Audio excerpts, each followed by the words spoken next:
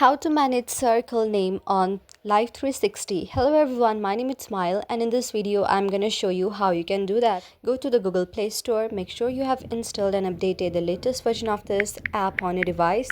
So after you search for Life360 and see if there is any update option available, then do update it.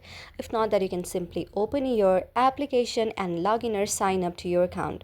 So yes, after doing that you will see an interface like this. Now on the top bar you will see there is family, so this is your circle right now. Now to change it, what you can do is you can go on the top left side with setting option right here, and when you see on the second option there is the very option of circle management. Now you can edit your circle name by, if my circle name is family right now I can change my circle name to friends and save it, and now it's done. That's how you can change your circle name on Life360.